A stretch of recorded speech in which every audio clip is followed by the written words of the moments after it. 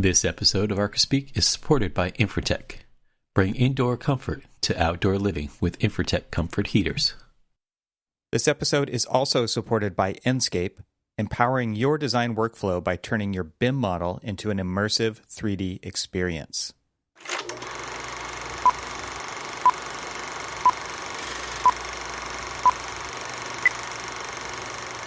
I went into the office probably about a week or so ago. We're actually getting to the point where I think, well, depending on what this new variant does, we have talked about we'll be going back to the office 50-50 starting beginning of January. So it'll be kind of interesting to just start seeing people like slowly ease back out of the comfort of their home and back into the office. So back to the cubes. Yeah, back to the cubes. And it's going to be interesting too, because what we're going to do is we're going to do hoteling of all of the workstations rather than having assigned seats. And I'm pretty sure that, a lot of people are going to stake their claim, migrate back to where they are. And I can almost guarantee that nobody is going to want to sit in my seat for the simple fact that I literally sit in the darkest part of the office. You're like the hermit station. Yeah. I mean, when I first started working there, I was working and I had windows, or at least I was in proximity of windows where I was getting natural light and could at least see the water. And now just because we usually just typically start pairing up and our little pods are we're going to a different project. So people are moving seats all the time just to kind of cluster the project teams together. Right. And real quick, before you just explain what the water is, because nobody is seeing in their minds what you see in your minds when you say that. The Baltimore Inner Harbor. Yeah. Your office is literally on the water. Literally on the water, as in one of our walls of our office is a seawall. Yeah. I just wanted to put that visual out there because when you say, I couldn't see the water, nobody knows what that means. You mean when it rains? Yes, when it rains, which you don't even know what that concept is. I don't. Yeah, you're right. We actually, just to speak about that for a moment, the first in recorded history for the city of Los Angeles received 0 rain in the month of November this year. Oh, wow. Yeah. So literally, we don't know the concept of rain over here. And growing up on the East Coast and living on the East Coast, I don't understand that concept because literally it was 85 yesterday, maybe warmer. Yeah. It's in December, people. Can you believe it's December? Jeez. It is. Oh my gosh. I can't believe this year is the fastest year yet. I also can't believe that I have a 21-year-old. Seriously. Because the end of November rolled around. We're officially old. Wait, exactly. Official. You get it. Totally. They send you that certificate. So anyway, back to your teaming and everything. Sorry to derail that. I'm pretty sure AARP will be sending me their certificates. Yeah, you're on the list. Yeah, I'm surprised you're not getting that already. Surprisingly, I'm not. That's good. But anyway, life goals. So back to the whole teaming thing. So here we are getting ready to go back to the office, but I've been going kind of back and forth into the office, and people have seen that I'm in the office. And so more recently, there'll be little gifts sitting on my desk. 9 times out of 10, it's usually a little sketchbook or a pen or something like that, that somebody was just hey, I know you're into pens, and I know you're into sketchbooks and little notebooks and stuff like that. I saw this or I picked this up somewhere and thought of you. And so, here, which I thought was great. You're I'll take free notebooks any day of the week. Although, I've got so many notebooks. I'm looking just at my desk right now, and there are so just unused. No, you'll never get through them all. Well, it's just I'll start writing down notes in one, and then I'll switch to another one. Then I'll switch to another. I have 3 on my desk right now. 4. I have 4 on my desk right now, and I'm not sure which one to use. So I have 8 that I can see. we have a problem. Yeah, we have twice as much of a problem that I do. Because then they're I know I wrote that down, and then I'm scrambling around to figure out where the hell I wrote it down because I have 8 sketchbooks on my desk. or notebooks. So anyway, the more recent one that was sitting on my desk was just a little lined notebook that came from this notebook company. It was just kind of like a teaser notebook, but this one notebook company that I discovered out of Baltimore called Write, aptly enough, which is awesome. I'll put a link in the show note because go support them. I mean, they're awesome. I mean, they're totally like this, not a sponsor, but they're totally awesome. But a friend of mine went and I talked them up. I was just like, oh, I mean, we're both lefties. Lefties are always looking for like the company that like supports our plight in like spiral binding. Because let me just tell you, world, spiral binding, like side spiral binding for a left-hander is horrible. Yeah, I can imagine. That's uncomfortable. And so so I use like the reporter notebooks, the one where the spiral binding's at the top. I love those things. I've got this weird like way that I write, turn the notebook sideways. So like you see the left-handed people who kind of like write where they like crick their hands around and like, just do the weird thing. And I can't do that. That's weird to me. I literally like my hand doesn't move. It's just like, it's weird. You need a video of this. Well, we'll have a video because people are, I don't know if we'll have a video, but it's just weird. Anyway, so there was this one and it was just, he said it on mine. He was like, I don't know if it was like a joke or it's because my current demands of my projects or things like that, but it's just this notebook that says, today is the tomorrow you worried about yesterday. Jeez. And I was just like, I haven't heard that one before. It's like, today is always the tomorrow that I've worried about. I agree.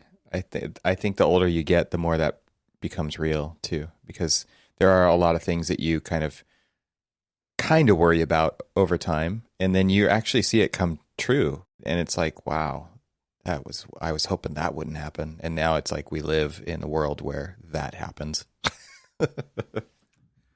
And I will say that, funny enough, so just coming off of doing a pretty big deadline push, that as we record, documents are being uploaded to the client's server and everything else, so that when they come in at the start of their work week, all of the documents that were part of the submission will be sitting there waiting for them in their inbox. And so literally today, it was that tomorrow that I was worrying about.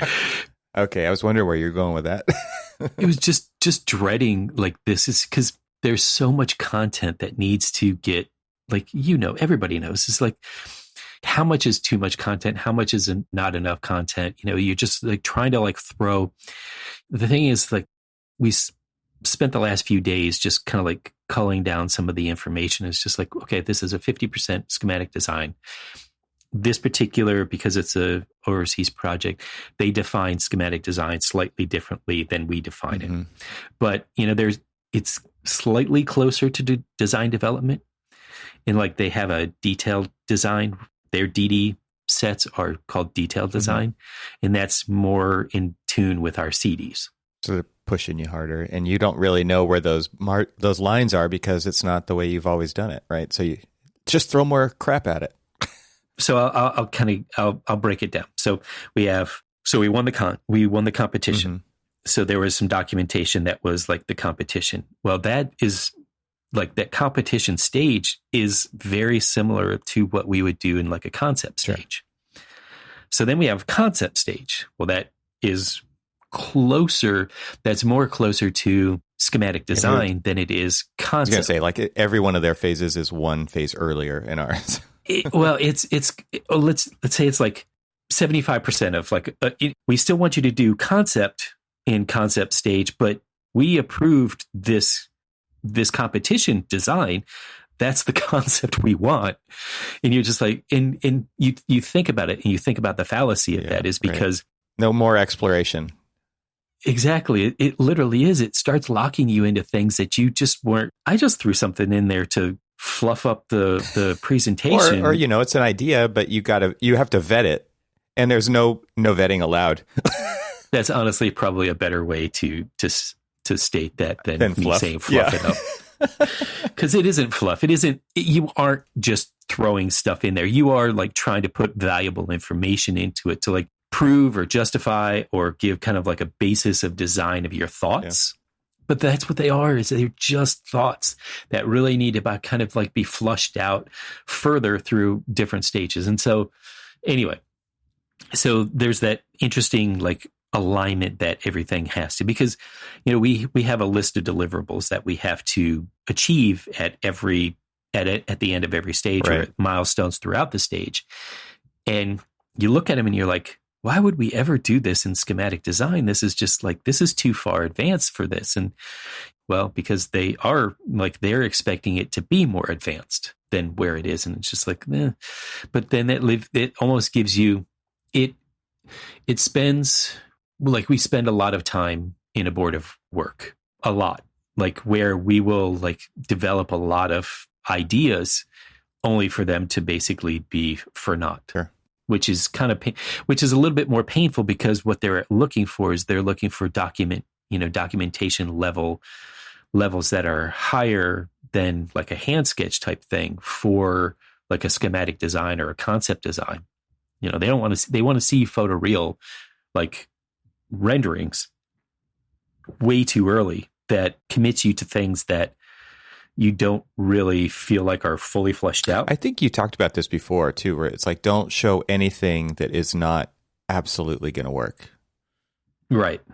That's not what the normal architectural process is like. Yeah. So, you know, I was flipping through the presentation, and, you know, we were showing a concept for adding more light into our basement level natatorium. You know, because one side we kind of carved out and had like this plaza going down to the west side of it. And so, like, you know, we had some windows that we could get there, but, you know, it still felt pretty cavernous, pretty dark. And they're like, well, you know, can we start exploring other opportunities for getting light into this thing? And we're like, it's in the basement. How? And just so people know what an natatorium is, it's an indoor swimming pool, right? An indoor swimming pool, yeah.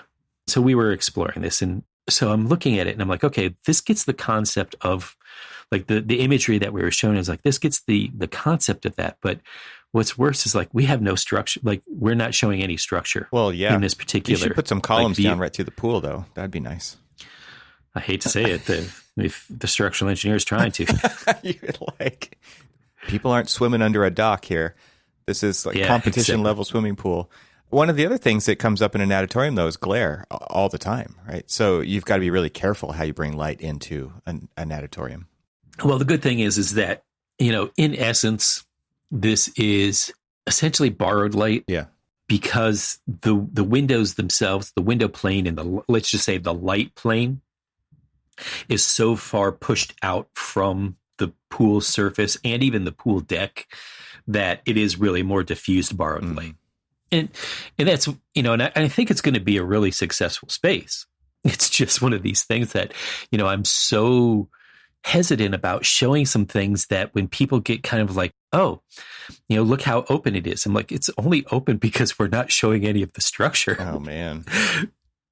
But then when we start showing the structure, you're going to be like, what hell just happened? When we start showing the mechanical, like when we start showing the duct work in there and stuff, they're going to be like, what the hell? Exactly. I was talking to a buddy of mine who's a designer, and he was talking about that exact thing where it was, you know, the design progressed. It was a ceiling in this particular space that was showing all of the structure and the ductwork, and it was an exposed ceiling, and the client freaked out. What is that? What is that? And it was like, they're already tight on the budget. So it wasn't like they were over budget, but it's like basically the client was demanding all of a sudden, like, I don't want to see any of that. And all that does is add cost. So this is the dilemma, because you're showing it through the stages, and it's so hard to communicate, like, imagine, if you will, like, all of that stuff when they actually can't see it, because usually that just goes in one ear out the other. If you're like, okay, there's going to be beams and there's going to be ducts, like, all they're doing is looking at this beautiful smooth ceiling and that's all they see, and they're tuned out to what you're saying. And it's really hard to kind of all of a sudden show that stuff, and they're totally taken by surprise, even though you've brought it up so many times. Yeah. This is the process of communicating design. It's really tricky. Yeah. And then this has got such a very prescriptive design aesthetic that is really going to be a challenge to achieve for long spans on, an archetype that really kind of is this like short span kind of natural wood type load bearing thing. And it's just, so there's like this weird, almost Disney-esque kind of approach that I'm going to need to take to this. I love it. Disney. Yeah. It's like, this is not what it appears to be. Exactly. It's like, ooh, look at these beautiful long span timber beams that would never truly be able to do that. They are just basically a sleeve over the top of this big structural steel beam. Well, I did that. You remember that science building that Brett and I did? Yeah. And it was a steel. It was all brace frame, and it was 3 stories and etc. And the client did not want to see any of it. They just didn't want to see any of that structure. And, as an architect, you're like, there's plenty of opportunities to make that elegant and show it off. But like I like to say, all new architecture is a reaction to old architecture, especially on a campus. Yeah. And so they had there's some building on their campus, which probably wasn't real old, where there's exposed galvanized steel, whatever. And it's like, I don't want to see any of that ever again. Exactly. And so then we get to cover everything up and spend extra money covering everything up that we can't spend on something more meaningful in the project. Let's take a moment and talk about the sponsor of this episode. Enscape is a leading real-time rendering and virtual reality tool for the global AEC market. It plugs directly into your modeling software, giving you an integrated design and visualization process. With Enscape, you can render in real time and walk stakeholders through your rendered model with incredible ease. Your buildings can be experienced long before they are built. More than 200,000 unique monthly users from over 150 countries use Enscape to envision better designs. To learn more or to sign up for a free 14-day trial, visit enscape3d.com/Archispeak today. That's enscape3d.com/Archispeak. In the last few years, premium outdoor spaces have become a must-have architectural feature. And Infratech outdoor electric heating systems have become the brand of choice among leading architects. Infratech heaters provide energy-efficient, ambient warmth that allows homeowners to live outdoors during the cooler months. Clients love them because they can enjoy 100 more nights a year outside. Architects love them because of their unparalleled versatility, from their heater capacities and their colors to mounting options that can either seamlessly disappear or accentuate a space with beautiful decorative coverings. They are also the only comfort heating company that offers smart integration and hands-free voice-activated control. For over 60 years, Infratech has made their products in the USA at competitive prices. They offer incredible design and live technical support at every stage of the job. Infratech is specified at the world's most prestigious properties. Learn why and sign up for a free consultation at infratech-usa.com/podcast. I, for one, appreciate the design options you get with Infratech because as the cooler months approach the Mid-Atlantic region, we're looking to extend those outdoor days, and Infratech heaters provide comfort without being large and in your face. So I spent a long time on one of my projects convincing the client that what they've seen and done in the past for this exposed structural elements is not the same thing that what I am pitching to them. And they just recently had like a newer building that was built like maybe a couple of years prior to our building that was being designed, that they had exposed, structural steel, and they had to do intumescent painting on it. And for whatever reason, for whatever like choice that was made, value engineering or whatever, they used like probably like the lowest, cheapest cost intumescent coating. And it literally looked like all of their exposed steel didn't look like exposed steel. It looked like a stick of chunky peanut butter. Totally. How about if we paint it silver? Will that help? It's like, no. Yeah. And so I, we wrote this pretty tight spec of exactly what they were supposed to look like. And when we came out to review it for the first time, now we got a mock-up. Mock-up was great. Mock-up was exactly what we were expecting to see and all of this other stuff. Well, and then we come out, we actually see the actual application. Different team probably did that one. And so this is like these double columns with some like splice plates together. And then there's these like little brackets that are kind of like, the whole thing is like creating this, this was at, Duke University. And so they've got a Gothic, architecture to it. And this was a modern interpretation of a Gothic space, Gothic columns and all that other stuff. But I wanted to like do it out of structure, exposed structural steel. And I should say it properly, architecturally exposed structural steel. Section, blah, blah, blah, blah, blah of the specification. Anyway, and so I designed this like really cool, like arched, like bracketing and all of this other stuff in it. And I think it looks great on paper. Well, no. Oh, the real thing? When it was the raw steel out there, it looked really cool. And everybody was coming by. It was just like, the client liked it. Everybody liked it. It was just this really nice thing. They put the frosting on. Then they came in and buttered it.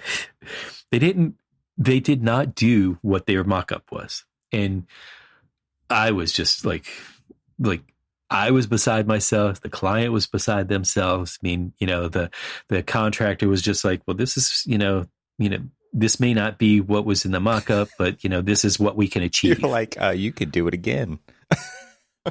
And so at the end of the day, I ended up telling them, it was just like, I was like, I can guarantee you that find an auto body man and talk to them, bring them out here, talk to them about how that they could achieve the finish that they're doing. Because essentially it's, in a way, that type of like intumescent coating is Bondo. Bondo. It's a Bondo artist job. So when, you have like goop crap on bolts and you paint over them and all that other stuff, how horrible that looks. And I'm like, the bolts were as much of the aesthetic design as everything else. And these just look tragically horrible. It's like you go in the wheel well of your car and you're like, you see the bolts that are coated in underbody coating. Like that's what we're talking about right here. That is exactly what I'm talking about. But that's not what it was designed to see. Right. So if you like open up the top of your car and you look down at the bolts that are holding your fenders on, and you see they're painted bolts, but they look like clean. Bolts, Yeah. That's what I was going for. And so what they ended up doing is it ended up that the contractor ate quite a bit of cost, but he brought out an audio body specialist. I like how you just solved that problem for him. Like you're like, okay, I could bitch about this and complain, and they could try to do it again better, but you went into problem solving mode, man. Oh yeah, no, it took about a month for me convincing them, because what they kept doing is kept trying different solutions of the same thing. It's not getting any better. It was like, here's your mock-up, and this was what was approved, and this is what literally everybody's expecting, and you're not delivering that. And I don't see how you and what was worse is that like they were like scraping stuff down, and instead of like scraping it down and then sanding it, it just was like they would paint over the scrape marks. They would paint over this, and it was just like, you're making it worse, not better. It's like giving a 3-year-old nail polish. So back to like the comment of like the today is the tomorrow that I worry about yesterday, is like when I'm drawing some of this stuff now, and I start thinking about like, this, architecturally exposed structural steel that I know, not all of it has to be, well, I mean, if it's structural and it needs to be fireproof some way, shape, or form, and how that goes about doing it, as part of like that level of finish. I worry about that every single time, because it's not necessarily, I know that there's products out there, and I know that there's, tradesmen out there that, will be able to like get that level of finish that I want. But every time I draw these things, I'm at the point in my career now where when I draw things, I draw them with the worry of how it's going to be built in the future, when like you now are at the mercy of a tradesman who may or may not understand like the vision that you're trying to achieve, or, like understands like certain limitations of things and just won't push it any further. It's just like, that's done. Yeah, it is hard to find a craftsman, because that's what you're talking about at that level. And we do have labor issues, skilled tradesmen issues with shortages and lack of, and training, and all of these things. They are all playing together. It kind of though reminds me of like my kids, where we're going to go do something and my kid is so worried about it. I'm just thinking like when they were younger, and they're like, I had my son, he was just crying one day. He was just like, oh, it's like going to be so terrible. And I was like, why are you imagining it as the worst possible outcome? And this reminds me of it, because that's kind of what we do. We like the chances of getting a really great craftsman is going to be slim, and I'm designing this thing that requires a really great craftsman. And so you do worry about it, but at the same time, you honestly don't know what you're going to get. And so design intent to actually get it realized this is kind of a tricky thing that we start to compromise on in the design phase, because like chances are you are not going to get that person. It's tough. Well, so what I try to do, and, this is just, I guess, I don't know, me or whatever, and I'm sure it's a lot of people, is I try to design it so if I were going to build it, I would be able to achieve the design that I'm trying to, because I know that I'm not a craftsman, and I know that I'm not a good tradesman. I mean, I know how to put things together and, things like that. If we were working on cars, I'd be fine. But I mean, there's a craft to the construction industry. And so what I try to do is then I try to detail it in a way that is legitimately achievable by anybody. I don't think that it's necessarily sacrificing any of the design, aesthetics that I'm achieving. I'm literally trying to find a way that anybody could do, get me what I'm looking for. And it's hard. And then, it puts a little bit more onus on me to design things a little bit more in detail. But I mean, that's sort of, in a way, that's sort of our job. Although there are many people who are just like, that's means and methods, man. Let them figure that out. I'm like, but that's where the disconnect comes from. Sometimes if we always default to means and methods, then we're not going to be able. There's sometimes when that like really special moment that you were hoping you got, and then you left it up to means and methods, you're going to get whatever you get. Exactly. I think that on some level, like there's projects that I'll visit, obviously, that are just amazing. Think about the barns, right? And you think about the level of craft that went into the construction of that and what the trades actually brought to that. There's lots of examples like that. They're everywhere. They're not the kind of projects that I've worked on, honestly.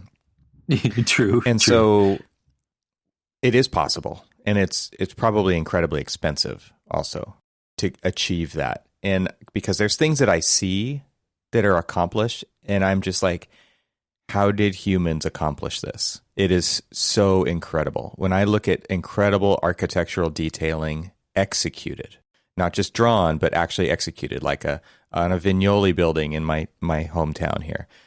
I look at the way the handrails and the glass and the treads and everything come together, and it's just like, this is beautiful. Do most people notice that? No, they don't. But it was executed. I mean, and so it started at the beginning. And I think like what you're talking about is one of the biggest downfalls of the design, bid, build, delivery model, which is you're worried about means and method, or you're using it to your advantage. You're not integrating that collaboration of the contractor or the trades early. These are just huge downfalls of certain delivery models in our profession.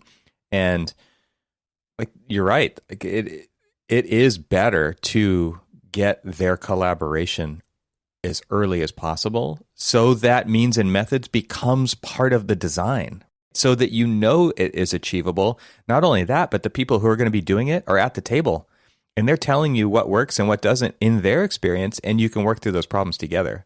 More and more clients I've found recently, are really open to the design assist, which is really something that we sort of do, but we don't really take it, a lot of times we don't take it to an extreme like I've been doing more recently, where you get a contractor who would ultimately be bidding on this to come in early and actually help you design and detail out a lot of different like tricky items and things like that aren't just like standard off the shelf stuff, and really get it to a point where, okay, if you want this look, this appearance, then this is how we as the tradesmen would build that. There was some really kind of tricky details on, a project that we just did that's finally getting to the point of starting construction. Well, not quite yet, but soon. But there were so many tricky details on this that are also going to be details that are going to have to be like done at 12 stories in the air. And so like, how would you build it? How would you achieve this detail? And so they would like show, okay, well, here's like the standard kit of parts, and here's how we would achieve it that way. And you look at it and you're like, no, that's not quite the detail that we're looking for. We want to try to do this. You just keep going through these like iterations to try to get that. And I know it's not like anything new. I mean, we as architects do it quite often, but a lot of times it's kind of like, either we would pay them or we would just pay them in with the hopes that they, would be bidding on this project, and their payment is expectation that they would eventually either get the project, have a leg up on the project, inside information, whatever the hell you want to call it. And I know it's not new. It's sort of new to me that, finally we're getting to the point where we really are truly starting to integrate design and construction early in the process to really start to talk through those things and really understand them. Because the thing that I love about, construction administration is when I'm out there, I'm picking the brains of the people who are actually building the things that I draw. And a lot of times, I'll hear from them, that's not how we build this. This is how we build this. And, I'll take copious notes and I'll like, commit it to memory of like, okay, to achieve the details that I really want to do, this is really how the tradesman would be doing this. I start to like really understand like where my limits are, and then start to like look at where I can push those limits a little bit more, push them a little bit more, that isn't outside of the realm of things that they would do normally, And so I'm not adding more to the budget. I'm not making it more custom than it really needs to be, but still being able to work within like a parameter that gets me what I want to. And it does. And I feel like understanding like the means and methods does not limit my creativity. Yeah, no, it doesn't. It actually is an enabler, because it's true that the trades bring a level of experience that you could never understand. Right? Like they're actually have their hands on the things that you're drawing and putting them together, and the sequencing, and they bring so much value. We go back to discussions we've had before about Oak Park being 13 sheets, right, to do the chapel, right? It's like it's because so much was left up to the contractor to figure out in the field the means and methods, but at the same time, the architect was there and they were working hand in hand to make sure that everybody was happy with that. And obviously, times are way different than that now. But with this early engagement, I mean, that's kind of as good as you can get, and it can't be understated how much value the skilled trades bring to the equation earlier, so that things work out better when it actually needs to happen. Mhm. Yeah, yeah. It's in a way a return to the way things were, But different. but different. Because yes, technology and everything else is different, but it's a return to the way things were. In that were is that there is better engagement, better cooperation, better conversation, communication with the contractor and the architect to really deliver a good, sound, well designed, well built building. Well, and that is a better way to deliver design intent, because design is an abstraction of the reality, and that's how the communication happens. Like all the drawings are an abstraction of the real thing. And so to actually talk through those issues before you draw them has huge value to it. And that to me is really the downfall of that delivery model. And it is good to hear that design assist is more acceptable. And obviously tons of people are doing design build for similar reasons. That's not the only reason why they're doing design build, right? They're trying to get their prices locked in early and all of these things, where it's just more of a known quantity from earlier stages. But like, these are the ways to engage and ask the right learn what the right questions are to ask. It's not like you just get the chance to ask the right questions earlier, because you could always ask the wrong question. But this is the thing that needs to be done more and more often, is that you've got to get the product manufacturers in earlier, because they know we will never know their products as well as they do. Never. And not only that, we don't want to, right? Like, we have enough to worry about. Exactly. And same with the build side. Like, if you can get the skilled trades, not just the GC, it depends on usually a GC has a specialty, and they don't do it all. And then it depends, but you want to get the skilled trades who are going to be doing the work, or potentially doing the work, get their eyes on it as early as possible, with the building product manufacturers and the engineers and the architects all at the table at the same time. This to me is a better future of the profession of architecture than what we've seen with this highly competitive CYA throw everything into the documents you possibly can that nobody's actually going to use. Like, it's just a disaster. It seems that the more the further I get in my career, the more I don't even want to say the more complex projects get, because they're not really more complex, but I just watch the sheet numbers grow and grow and grow. And it totally is that whole CYA, thing. It's just like, I'm going to document every little thing. I'm like, that's less CYA and more assuming liability that you don't want to. Opening yourself up for more liability. Yeah. Yeah. Exactly. You're getting to a point where you're like, you really shouldn't be doing like what we're doing right now. It's true. And because data in the model appropriately placed is a good thing, but just more data in the model is not a good thing, right? Just for the data's sake. You have to put it in the right place, which means that, like, how many times have you seen, I know you guys see this all the time, you're putting content into your model and the detail's in the wrong place. Like, nobody cares about that, right? What matters is I click on the thing and it tells me what it is, rather than needing to see every nut and bolt and screw. And it's like, come on, and not only that, but it's just making everything slower. So there's tons of issues all around here. People spend more time trying to like detail something that they're not 100% familiar with, more than like, just designing it out to like, this is what I want it to be. This is what I want it to look like. And let's have the manufacturers, let's have the contractors kind of like really truly work out, how it goes together, what it is, and things like that. So what does this have to do with your notebooks? Because this is the future that we worried about. because if you think about it, the tomorrows are all of these like documentations, like yes, today is the tomorrow you worried about yesterday, and I think that is a perfect kind of like architecture.